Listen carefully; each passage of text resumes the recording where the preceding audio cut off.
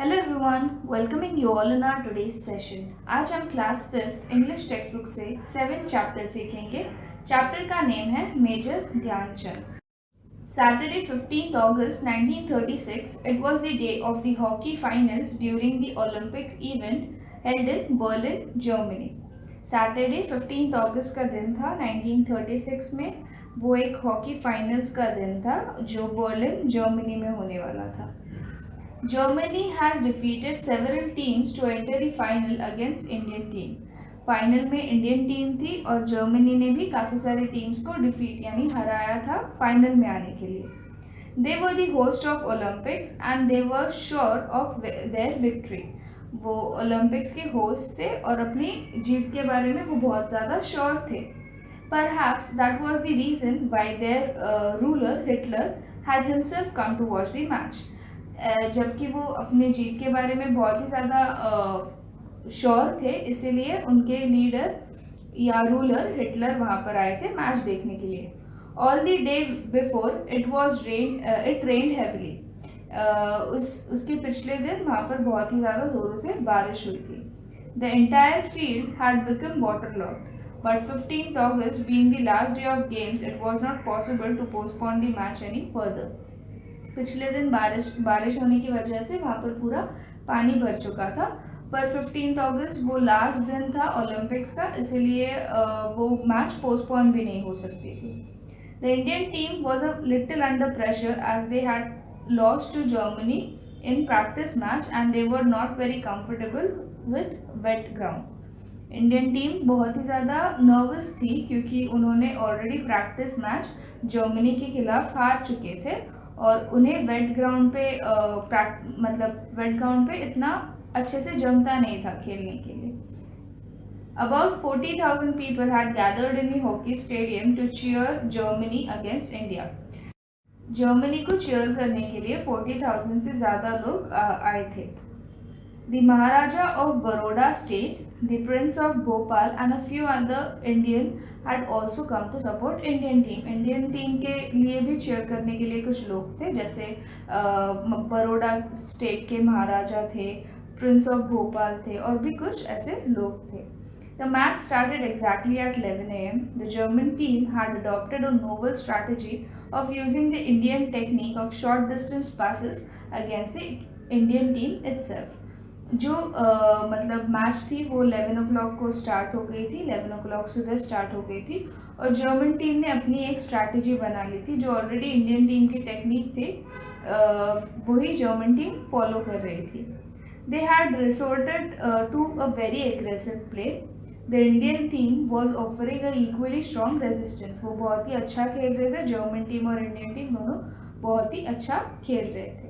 No team could make a goal during the first half. First half hour के लिए एक भी team ने एक भी गोल नहीं किया था. During the 32nd minute, रूप Singh scored the first goal. यानी इंडियन टीम से एक रूप सिंह थे, उन्होंने पहला गोल 32nd मिनट पर स्कोर किया था. Hitting the ball towards the goal post from a difficult angle. यानी एक डिफिकल्ट एंगल के तरफ से उन्होंने गोल पोस्ट की तरफ बॉल फेंका था, यानी गोल किया था. In the second half of the match, the Indian team found a firming footing.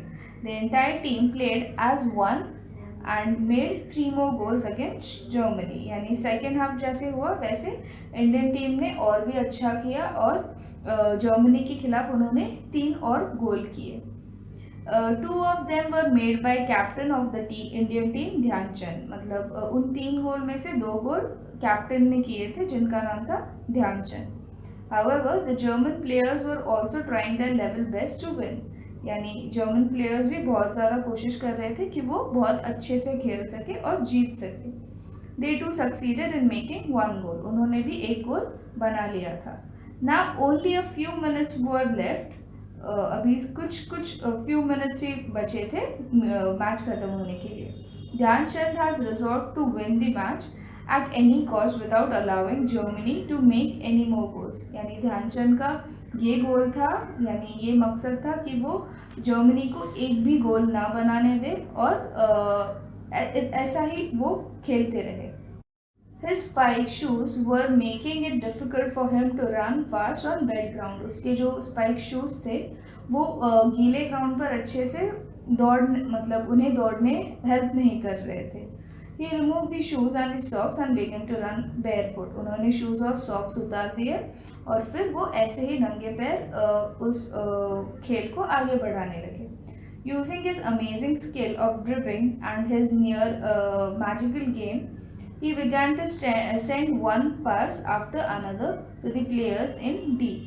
That is the defenders or opponent area from where they could make the goals. यानी उन्होंने एक टेक्निक अपनाई, उनकी एक अपनी स्ट्रैटेजी थी, उनकी एक अपनी प्लेइंग टेक्निक थी जिसको यूज़ करके उन्होंने अपने मैच में और ज़्यादा 3 गोल्स किए.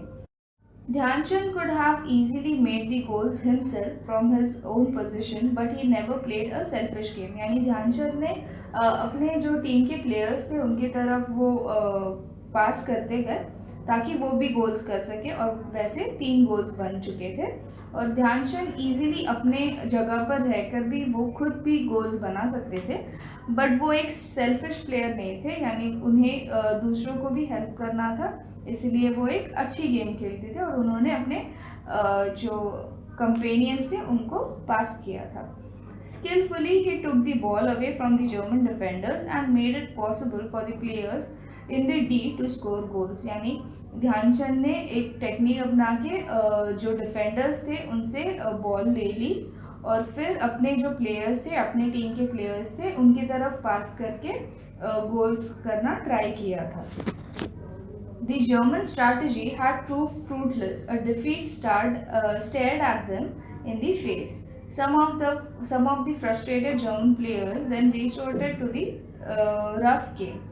यानी जर्मन को अपनी हार दिख रही थी और कुछ प्लेयर्स बहुत ही ज़्यादा फ्रस्ट्रेट हो गए थे, इसलिए वो बहुत बुरी तरीके से खेलने लगे. The German goalkeeper pounced on Dhyan Chand and hurt him. एक जर्मन गोलकीपर थे, उन्होंने ध्यानचंद को उनके ऊपर कूदकर उन्हें हर्ट किया था. But Dhyan Chand was a true soldier. After a little first aid, he immediately returned to the field and held the spectator spellbound. यानी वो बहुत ही ज़्यादा अच्छे खिलाड़ी थे, इसीलिए वो बहुत ही ज़्यादा उनमें एक पावर थी, इसीलिए उन्होंने अपने आप को फर्स्ट एड किया, यानी अपने घाव को ठीक किया और फिर वापस गेम में आ गए थे.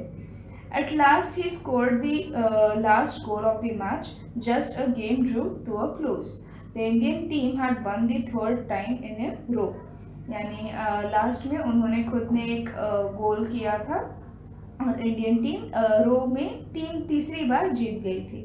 It was a hat trick for Indian teams where the 3rd time winner of the Olympic gold medal. Indian team ने हैट्रिक ली थी, उन्होंने तीसरी बार गोल्ड मेडल लगातार जीता था. Although Hitler left the stadium before the match was over, he was impressed by ध्यानचंद्स game. Hitler German को हारते हुए देखकर उन्होंने अपना वो स्टेडियम छोड़कर वो मैच लेफ्ट कर वहाँ से चले गए थे, पर फिर भी जब उन्हें पता चला वो ध्यानचंद के गेम से बहुत ही ज़्यादा इम्प्रेस हुए. It is said that German dictator had offered Dhyanchand a higher salary and rank in German army if he agreed to play on behalf of Germany.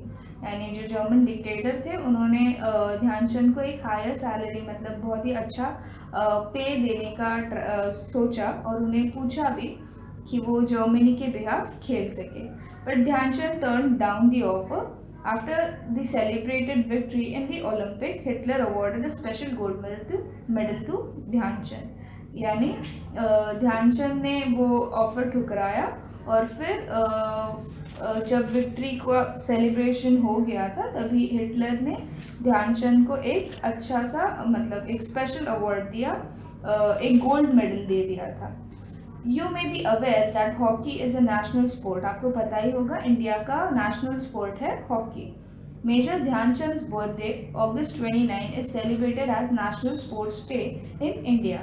Dhyanchand ji का जो बर्थडे है 29 अगस्त वो नेशनल स्पोर्ट्स डे के नाम से India में celebrate किया जाता है. The famous national stadium in Delhi is named after the great hero Dhyan Chand. Delhi में एक स्टेडियम है उसे ध्यानचंद के नाम से जाना जाता है।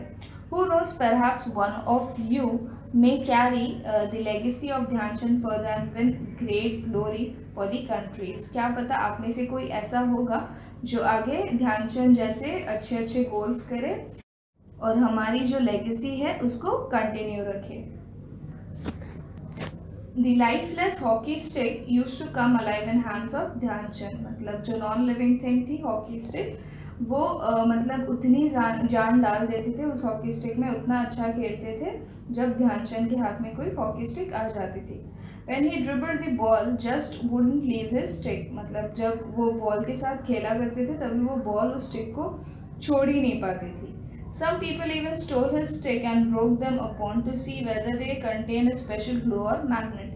मतलब कुछ लोगों को ऐसा लगता था कि उसके स्टिक में कोई मैग्नेट या ग्लू छुपा हुआ है कि वो बॉल उससे छूटता ही नहीं है, इसीलिए उन्होंने उसकी स्टिक जो थी वो तोड़ दी थी। Dhyanchand was even made to play with other ordinary sticks, but even then his play was as charismatic as ever। मतलब ध्यानचंद को कई और ऑर्डिनरी स्टिक से भी खेलने के लिए मजबूर किया था, बट फिर भी उनका गेम बहुत ही ज़्यादा अच्छा था। ध्यानचंद रियल नेम वॉज ध्यान सिंह। ध्यानचंद जी का रियल नेम था ध्यान Singh. He was a soldier in Indian army. He couldn't practice his game during the day because he used to be busy on his duty as a soldier। मतलब वो एक soldier थे, Indian army के एक soldier थे, और इसलिए वो अपना गेम ठीक से प्रैक्टिस नहीं कर पाते थे क्योंकि वो सोल्जर की ड्यूटी में बिजी हुआ करते थे। That is why he use to practice at night in moonlight. मतलब वो मूनलाइट मतलब शाम के टाइम में वो प्रैक्टिस किया करते थे। It is believe that his coach fondly began to call him Dhyan Chand. Chand means moon, the name stayed with him. यानी उनके जो कोच थे उन्होंने उन्हें ध्यानचंद बुलाना स्टार्ट किया था। चांद का मतलब होता है मून। आई होप आप सबको ये चैप्टर समझ आया। अगर आपको कोई भी डाउट हो तो नीचे कमेंट में लिखें और ऐसे कई सारे वीडियोस के लिए हमारे चैनल को सब्सक्राइब करें। इसी के साथ इस वीडियो को लाइक और शेयर भी करें। Thank you.